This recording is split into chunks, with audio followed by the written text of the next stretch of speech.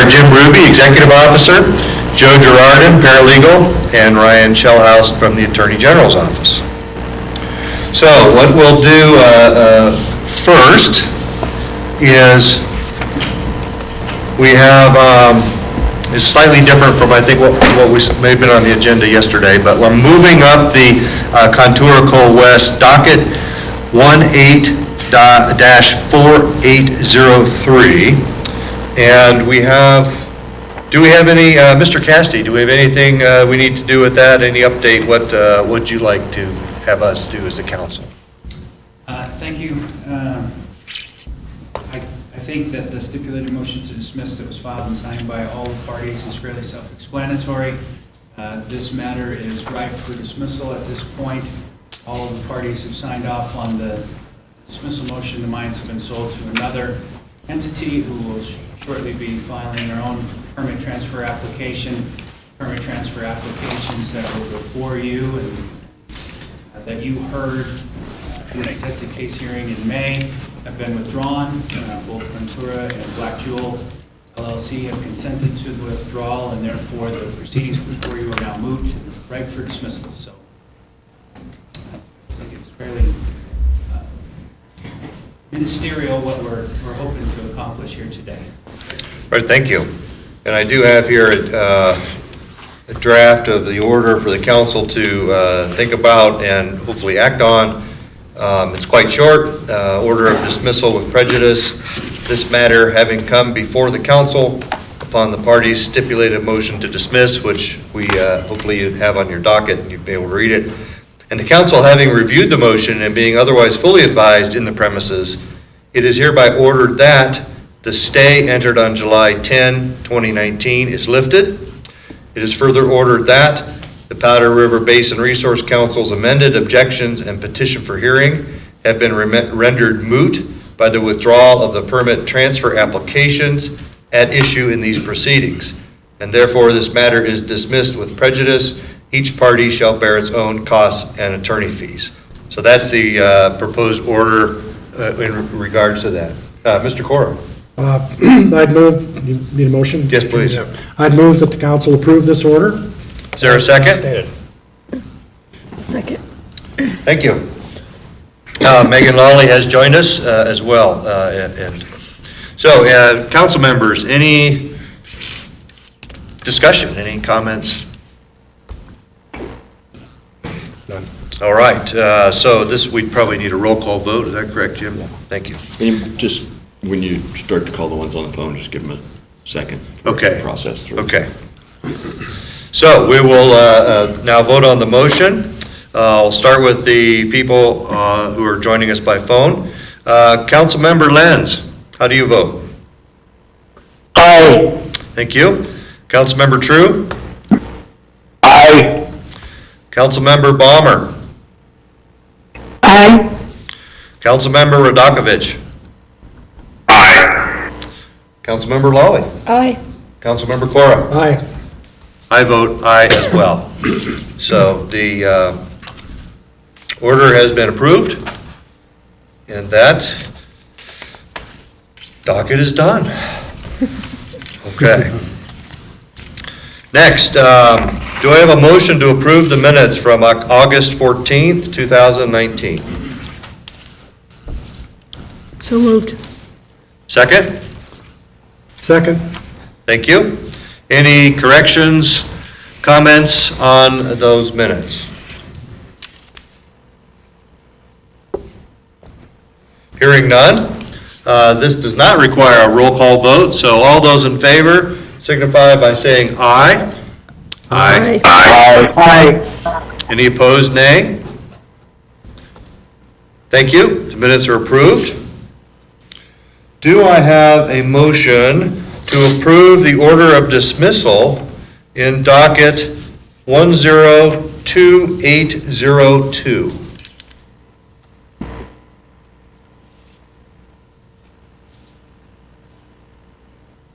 So moved. Thank you. Any second? Second. Thank you. And now I would like to just get a brief overview of this. Is Mr. Castee, or kind of let us know, this seems to actually predate many of us on the council. It does.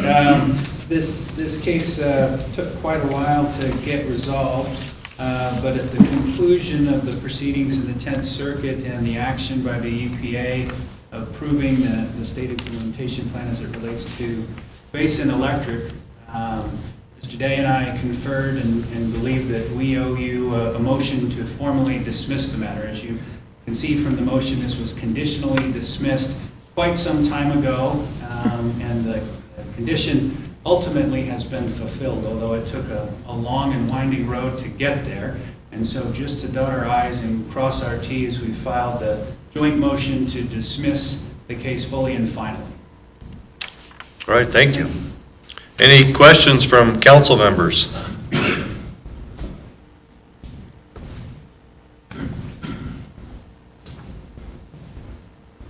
Hearing none, let's take a roll call vote. Councilmember Lenz. Aye. Councilmember True. Aye. Councilmember Balmer. Aye. Councilmember Radakovich. Aye. Councilmember Lawley. Aye. Councilmember Cora. Mr. Chairman, I'll decline to vote on this matter. I'll abstain. Looking at this, it goes back to the time I actually was working for the agency. So if you don't mind, I'll decline to vote. No problem. I vote aye as well. So the order is approved, 6 ayes and 1 abstention. Thank you. All right. Thank you for accommodating me and taking me out of order. Thank you. So now we do have a hearing. It may not be, okay, I'm going to ask if you can make it as exciting as another hearing that's going on this morning elsewhere in the country, that would be great. Oh, okay, not that exciting. We have one rulemaking hearing for today.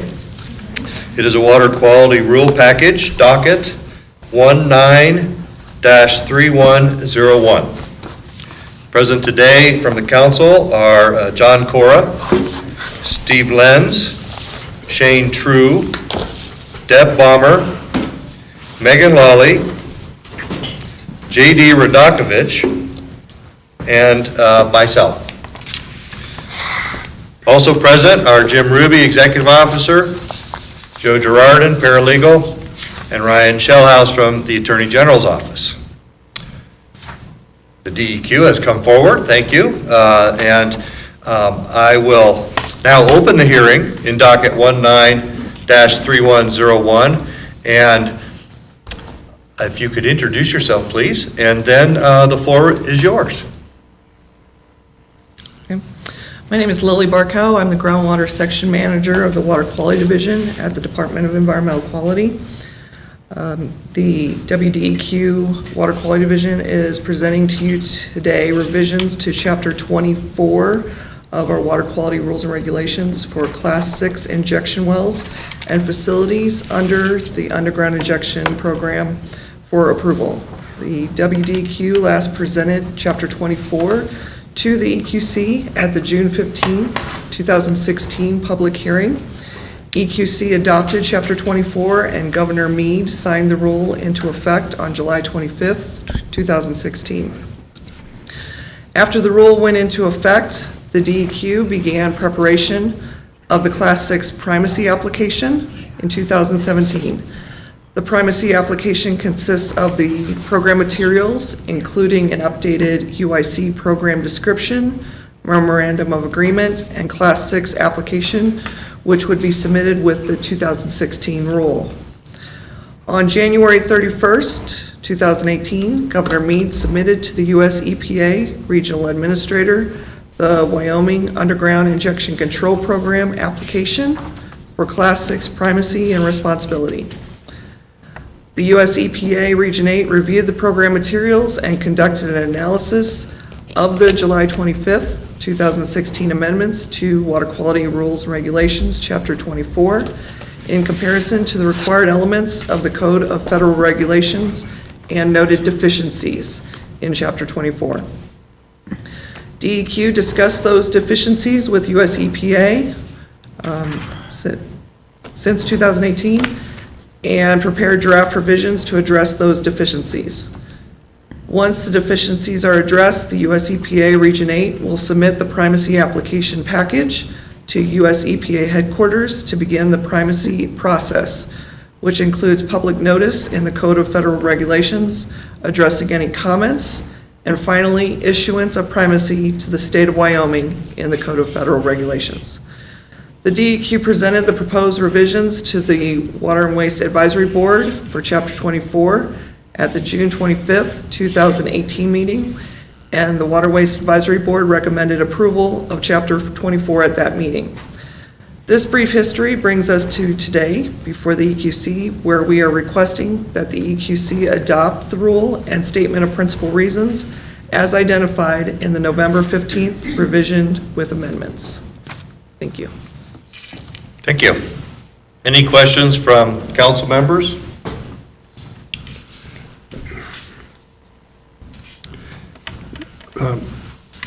Yes, Mr. Cora? Yeah, Mr. Chairman, these are just general questions to refresh my memory. The definition of an underground source of drinking water, is that number always been the same, less than 10,000 TDS? Is that correct? Okay. Yes. And then later on in looking through the rule, there's a further definition that between 3,000 and 10,000, is that the zone in which an aquifer exemption, or excuse me, is that the, maybe a better way to ask the question, below 3,000, can you still get an aquifer exemption? You can. It requires a major program revision within the Code of Federal Regulations, so it's a longer process. A big deal. So, okay, so that's why that range between 3 and 10 is important. Correct. Yeah, got it. That's one, I'll have another in a minute, but let somebody else. Oh, okay. Any other questions from other council members? I have questions, but you can go ahead. I don't hear any other questions, so. Okay, good. So, and this is really to bring the oil and gas secondary recovery operations under the, and qualify for sequestration, right? Correct. Primarily. Okay, so when they do that, they'll be eligible for credits if they go out in any kind of a trading program? That would be correct. That's the part of the deal. Okay, good. I kind of knew that, I guess, but I wanted to hear it confirmed. I noticed in the rules that you've acquiesced to US EPA in several places. I'm just curious, is that much different? You know, I mean, was that necessary in order to get secondary recovery folded into Class 6? Or is that just a sign of the times and you gotta work for EPA more than you used to? Can I phone a friend?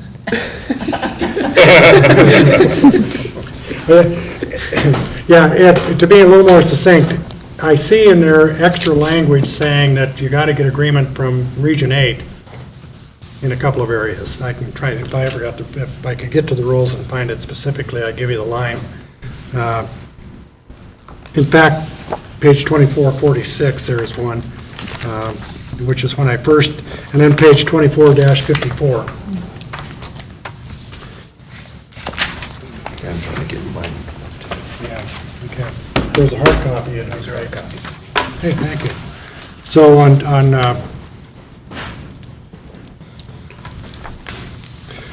page 2446, if you just go to line 2066, where it's item E, it talks about mechanical integrity, but then there's a sentence added at the bottom: to obtain approval, the administrator must submit a written request to US EPA. They must set forth the proposed test and all technical data supporting its use. When I caught that, based upon my prior experience with the agency and its relationship with Region 8, I kind of took that to mean that Region 8 is much more engaged with and more controlling than they are in other programs. Is that correct or not? Mr. Cora, I'm Gina Thompson with the Water Quality Division, and it looks like it's a new sentence at the end there, but it was an old sentence that we combined with the previous paragraph. And that particular passage actually comes from the Code of Federal Regulations, which they wanted us to be consistent with. When we had initially adopted the language, we had unintentionally added some authority to the regional administrator that they asked us to remove. We actually have to go through the EPA administrator in Washington, D.C. That office makes that determination. So we're making a correction there for consistency with the CFR because they were concerned that they would not be able to give us primacy if we weren't consistent. Okay, and then the next reference is on page 2454, and it has to do, and it's on line 2422. The owner-operator must submit the post-injection site care and site closure plan as a part of the permit application to be approved by the administrator in consultation with EPA. I mean, in some ways, that seems to me like a good thing to do for an operator, so we make sure that the EPA is on board early. But is that? I believe that was also for consistency with the CFR. Okay, very good. I might have another one in a little bit. Let me stop and catch my breath. All right. Thank you, Mr. Cora. So my question is, with the approval of this, if the council approves this, what happens next? Since we seem to have been in discussions with EPA quite a bit as I read through what you've been working on. What happens after this is approved by us?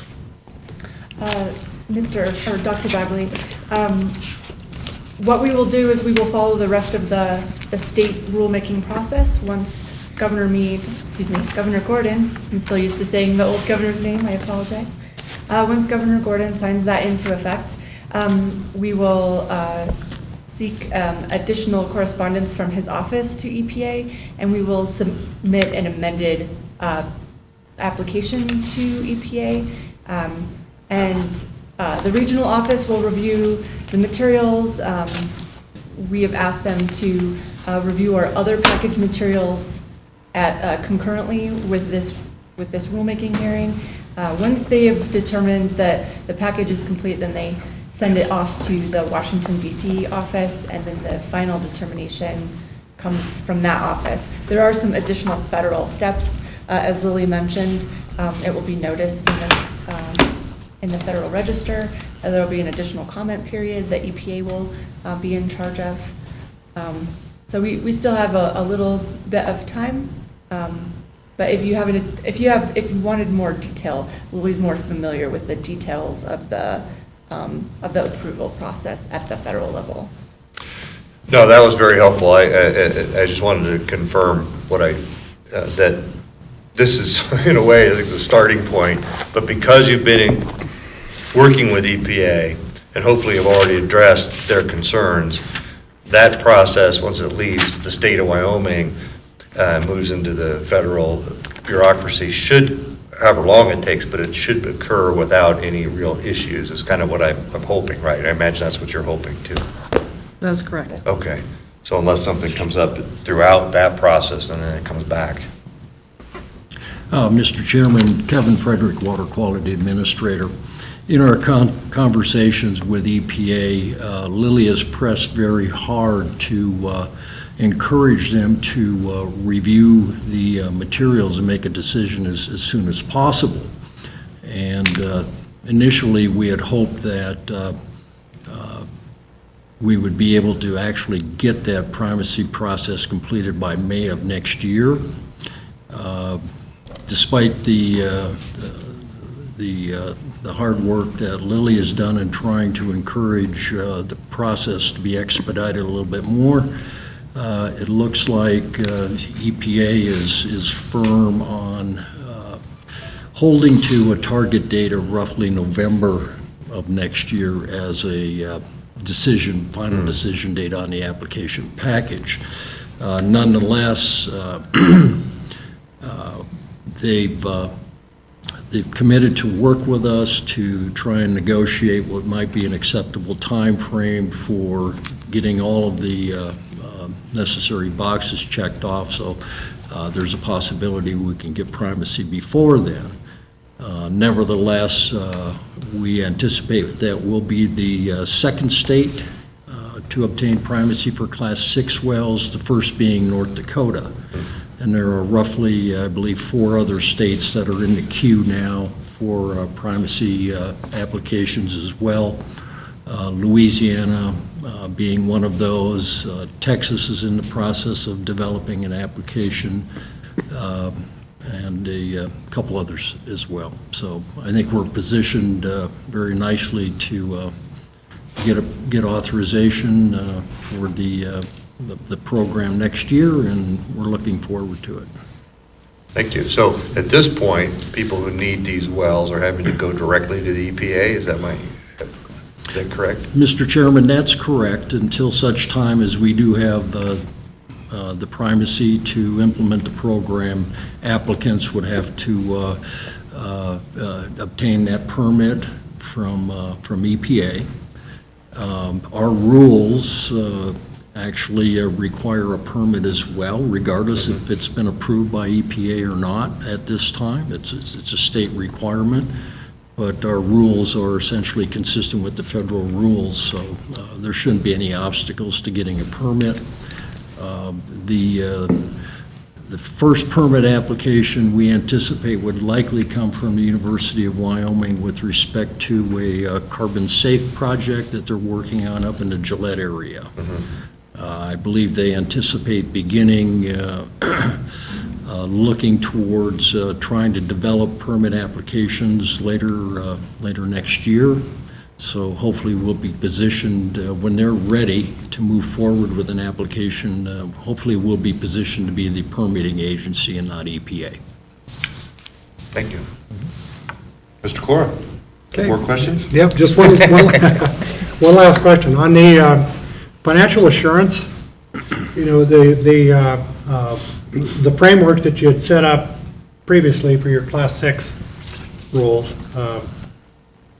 with the risk assessment and then offering the operator a choice of financial assurance instruments. Has there been any change to any of that part of the rule or regulation? Sure. Either prior to this package or in this package, or do you anticipate anything going forward? Mr. Chairman, Mr. Cora, Mr. Cora is referring to recommendations that actually stemmed from a working group that was convened by the governor that Mr. Cora co-chaired with the supervisor of the Oil and Gas Conservation Commission to begin to look specifically at how financial assurance for Class 6 wells would be incorporated in Wyoming. And the recommendations that came out of that work group in their final report to the legislature and the governor's office gave consideration for a risk assessment to help evaluate the potential risks, environmental, excuse me, human health and safety, et cetera, associated with Class 6 injection projects, because they can be very large geographic area-wise. And those recommendations that did stem from the work group final report were incorporated into our rules and regulations, and no changes have been made that I'm aware of. Only for clarification purposes. Good. Okay. Thank you, Mr. Chairman. Thank you. All right, is there anyone who wishes to testify in support of the package?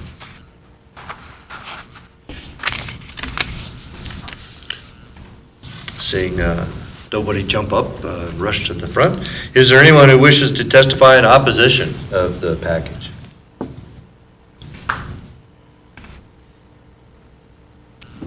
Seeing none. Is there anyone who wishes to testify in a neutral capacity of the package?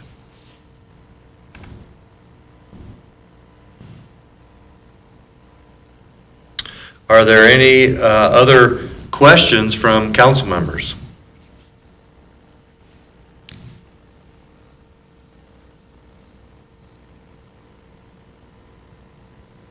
Hearing none.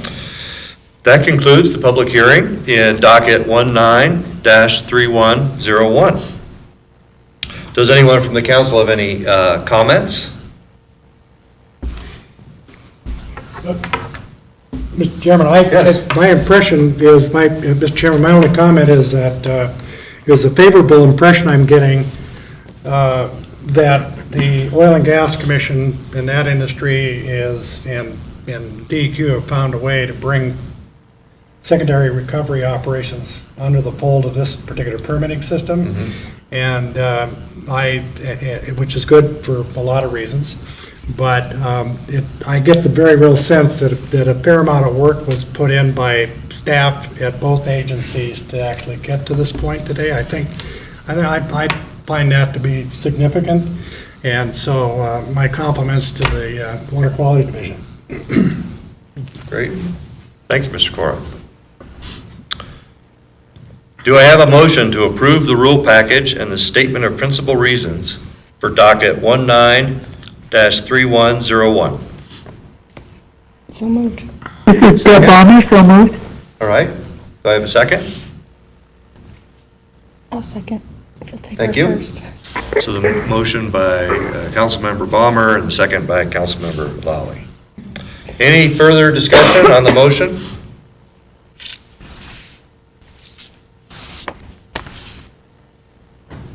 Hearing none, we will vote. My list of your names so I don't get confused. Councilmember Lenz. I vote aye. Councilmember True. Aye. Councilmember Balmer. Aye. Councilmember Radakovich. Aye. Councilmember Lawley. Aye. Councilmember Cora. Aye. I vote aye as well. So we will get that signed off, and it can then move on to the next steps that you described in this process. Thank you, Mr. Chairman. Thank you. Thank you. Okay. So look at our agenda. One thing that is on my notes, is the meeting dates for 2020. The dates proposed by our staff are January 15 and 16, May 20 and 21, August 19 and 20, and November 18 and 19. Do I have a motion to approve those dates? That's for our regular quarterly meetings. What was the second quarter meeting? May Second 20 quarter, May. May 20th and 21st. May 20 and 21. Got it. Okay.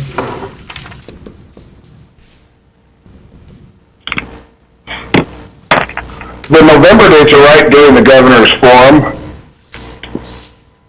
next year, just FYI. Okay, thank you. And I can't make the November dates either now. So if we can do that, that would be wonderful. Okay.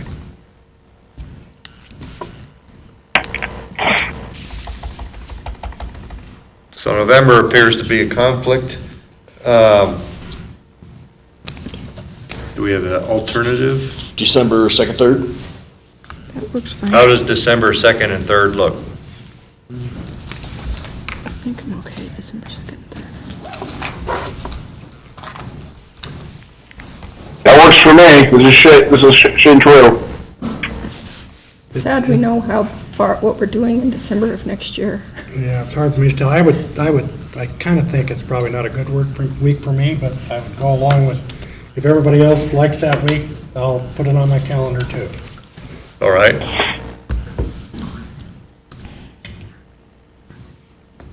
So, If I may, Mr. Chairman? Yeah. Just so everyone's aware, these dates are just tentative. They're just to give notice to the public. That's when we're targeting. As you know, we've changed them in the past when either we haven't had any business or business comes up that needs to be done sooner or just a little later.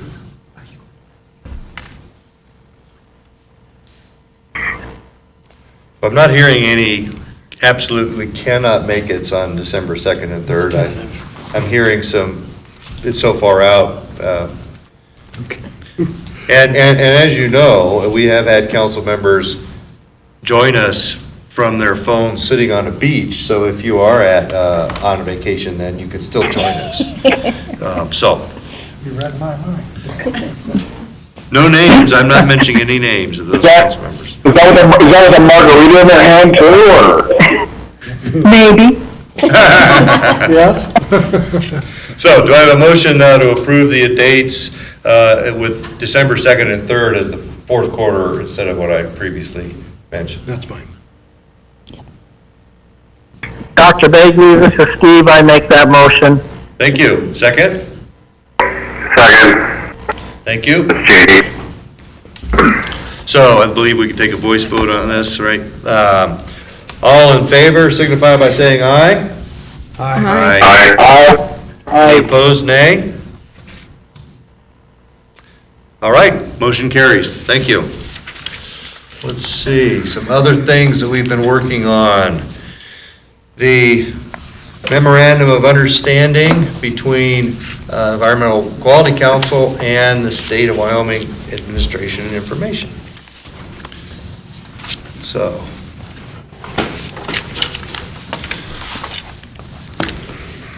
Do I,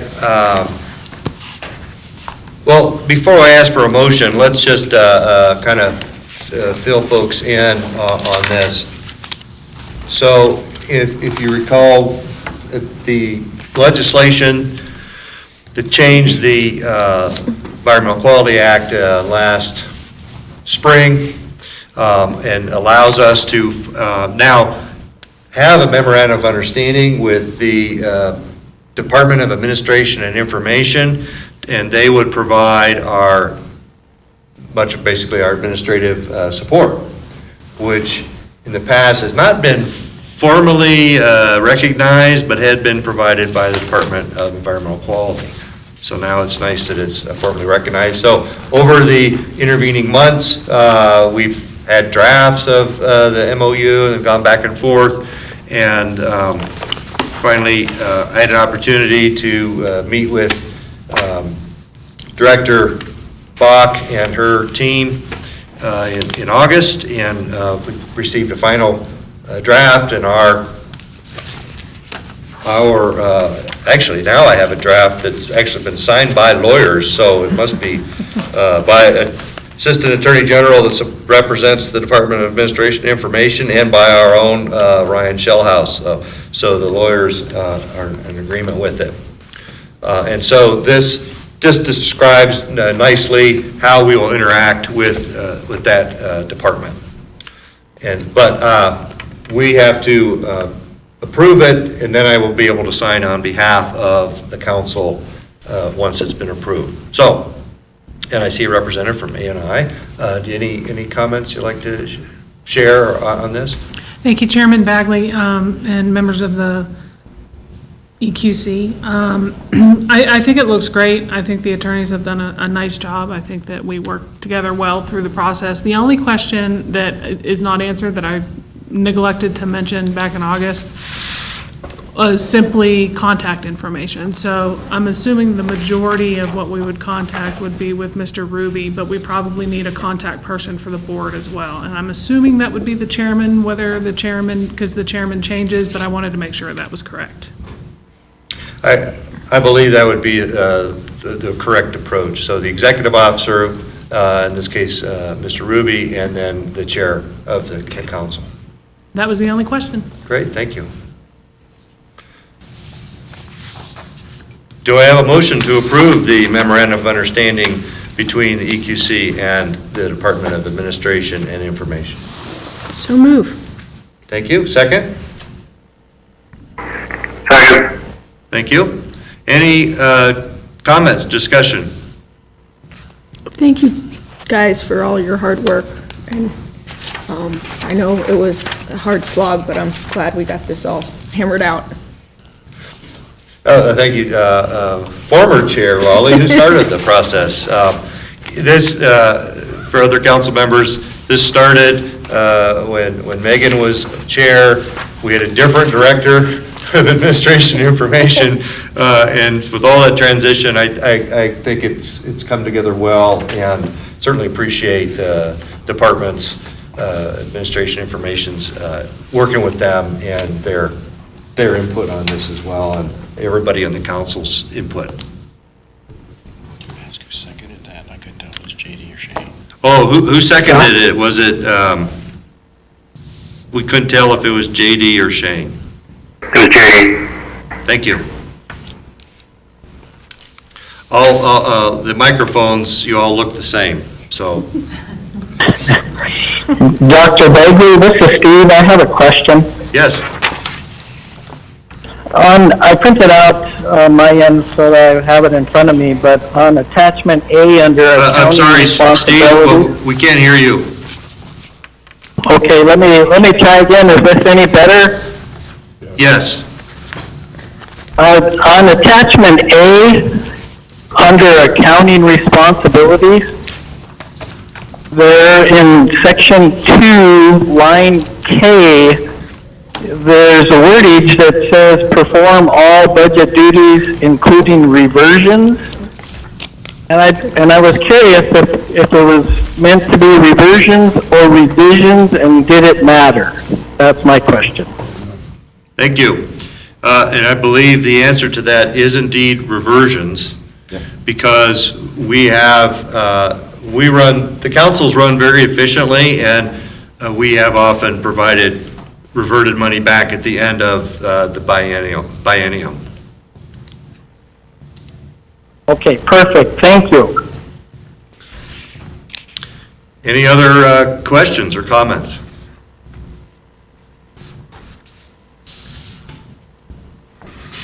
Hearing none, let's go ahead and vote on this.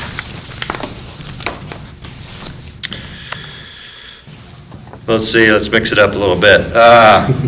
Councilmember Cora. Aye. Councilmember Lawley. Aye. Councilmember Radakovich. Aye. Councilmember Balmer. Aye. Councilmember True.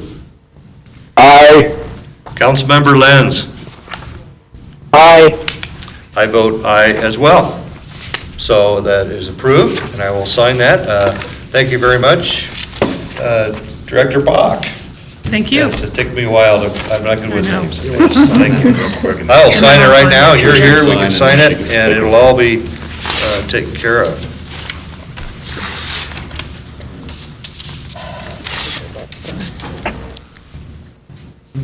So it's good that that's done. I'll scoot over. And Trish, will you just have whoever I'm supposed to talk with, either contact me or send me the... It's Ann and Rory. Okay, Ann and Rory? Account, Ann is HR and Rory is accounting. Okay, And I will have them send you an email. perfect. Thank you very much. 19. Yes. Yes, great. Thank you. If you can get us a copy. Yeah, thanks for zooming. Okay. So, the last thing on the agenda, but I do want to add something before that, just to provide an update to the council. If you look through our minutes, you will notice that we were going to file a request for a raise for Joe. And, I reported that we had submitted it, and the good news I report is it was approved. So Joe got the extra raise that we approved, and so I'm very pleased about that, and thank the council for their input. We also noted that we approved to ask a raise for Jim, And I had, to update on that, is I had submitted the request to ANI, the same type of approach that we did for Joe. And that request was denied because Jim's classification, he is above the maximum level of classification for his pay. And so the next step is to prepare a JCQ, right? And what's that? I can't remember what that Job means. qualification, Job content. content qualification. Thank you, yeah, that thing. So and I have not had a chance to draft that, and it's my apologies, I'm the delay on that. Once I draft that, I will actually, because it talks about what are the actual duties that should be done, and we were basically asking for a reclassification of Jim's position, I will share that with the council, and we'll have a chance to discuss it and make sure that we agree that those are the right things, and then we'll submit that. And so my goal is to have that ready by the January meeting. Well, this has just been a very busy fall for me. So that's just an update on those points. And then the last thing that I wanted to discuss was this draft bill that we received that would make some changes to the Environmental Quality Act. And I don't know if folks have had a chance to look at that. What we have to determine is if there's any fiscal impact to these changes, and those would need to then go forward. There's like 3, 4, 5 pages of things that have to be prepared if there are fiscal impacts to this change. So actually what I'd like to ask Jim, if you could maybe briefly explain to us what it looks like this bill is doing, this draft bill is doing, and then what you've, in your analysis, does it look like we have any fiscal impact?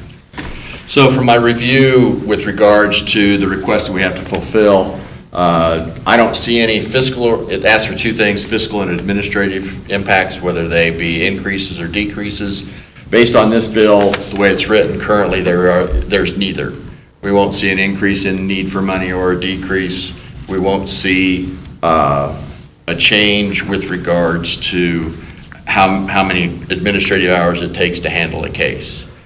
It makes some other changes that will definitely have an impact over at DEQ, but that's on their side. It changes from a permissive informal conference to a mandatory informal conference when it comes to coal permitting.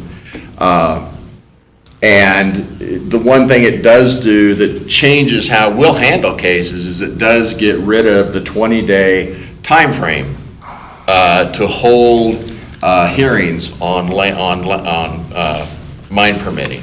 So if this passes, then you won't see me calling you and going, can you attend a meeting in 10 days?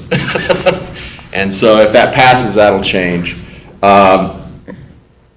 The other thing it does is, those are the two big ones, is that it changes what it does for the director on informal conference and coal permitting, and then it takes away the 20-day time frame. Thank you, Jim. Any questions or comments from from council members on this proposed bill? Reading through it, because this is the first time I've seen it, it does say that we have to not just have a hearing, or if we do have a hearing, we have to have the hearing and approve the findings of fact and conclusions within 60 days. We have to have yeah, which is normal. That's Right. what we've had in the past. Yes. Yeah, that correct. So there is still a time limit, just not 20 days. Right. Right. So I'd like to ask council members, read through this now, somewhat at your leisure, but read through it, see if we see as a council any impacts to the council's operations. The money is one thing, and I think we can answer that. We don't see any fiscal impacts, but do we see any issues? And then if this is brought forward in the legislative session, I will be there, or I'll hope to be there, either me or another of the officers of the council will be there to, when the committee discusses it, and see if they have any questions. And I just want, by that point, to have an understanding of what the council's, views are on it. And that won't happen before our January meeting, would it? No, in fact, the legislature starts the second week of February. And so, and then they go for 20 days roughly. This year.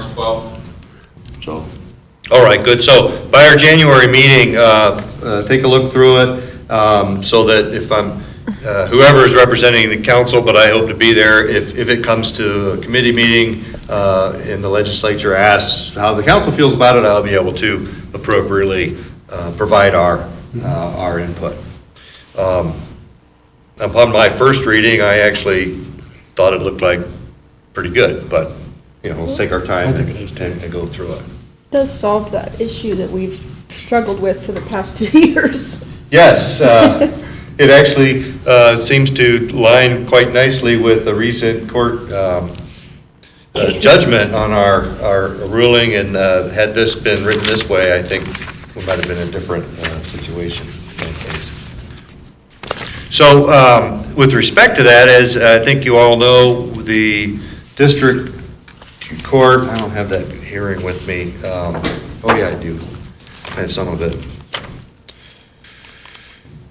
As council members, some of you weren't on the council when we did this, but now you get to see what happens. Our EQC docket 18-4802, that was appealed to district court, and on October 25th of this year, Judge Catherine Rogers of the First Judicial District Court issued her decision on this, and her decision was to overturn our decision and basically remanded it back to DEQ to finish the permitting on that. And that is the way the system works. and Mr. Chair, just so you Yeah. know, the Powder River Basin Resource Council has filed an appeal in the case. We got the notice of it yesterday, but I think they filed it a couple days before that, so sometime last week, I believe. And for those, the council takes no further action on that. It was appealed, it went up to the district court, and they make their decision, and we're not a party to that. It's but just for those who are new, doesn't happen that often that it even gets appealed to the district court, but it did in this case, and we see the result. So, Would have either way. sorry? It probably would have been appealed either way. Those of us who slogged through that, were kind of that belief that regardless of what our decision was going to be, someone would appeal it, and so we tried to make the decision we felt was best based on the hearings and the evidence that was presented. Okay, any other issues council members would like to bring forward? Dr. Begley, this is Steve. Yes. Do you want us to wait with any questions about this formal draft for the next time we meet, or do it through emails? Or I just have a one point I wanted to see if maybe Jim had some clarity on it, or maybe Ryan. If you have that point available now, Steve, you could go ahead and mention it. I think it's best that we discuss these when we're in our public meetings. So if you've got that question now, you could go ahead and ask it. Sure. Well, my question is on page 2 of the draft, and my question is, does the language change the director's ability to refuse an informal conference? The way I read it in subsection 2 there, double I, that it says the director shall hold an informal conference when requested. And my understanding is at this time, he has the right to refuse an informal conference, and it immediately goes before the EQC in a hearing. Councilmember Lenz, this is Jim. It does change from a permissive to a requirement. So so the director won't have it, if the request is made for a informal conference, then there will be one held. And if after that conference is held, one of the parties to that conference wishes to, they can appeal that to the council.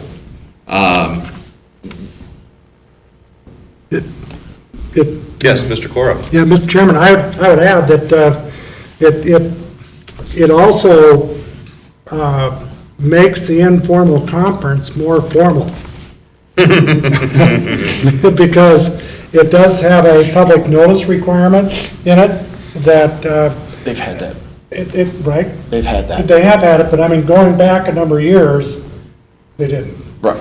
And also going back a number of years, the conference could be held in the director's office.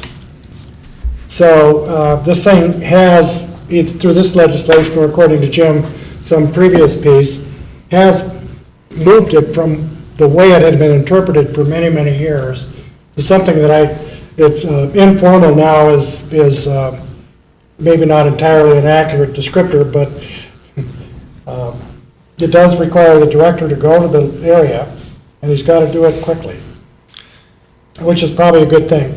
Steve, I don't know whether that helps, but. Yes, Steve, this is Dave Bagley. Steve, my interpretation is the same as yours, as you read it. It changed it to shall hold. And I'm looking at the current language, and it says may hold. So that's a big change. Yes, I thought so as well. Thank you all for weighing in on that. Any other questions, comments? Hearing none, do I have a motion to adjourn? So moved. Second. I'll second. Thank you. All in favor, signify by saying aye. Aye. Opposed? We are adjourned. Thank you all, and if we don't see you before the new year, have a terrific holidays. Yeah, same to you, Mr. Chairman. Thanks, everybody. Okay. Thank you all. Do is before you get out here, start signing. Yeah.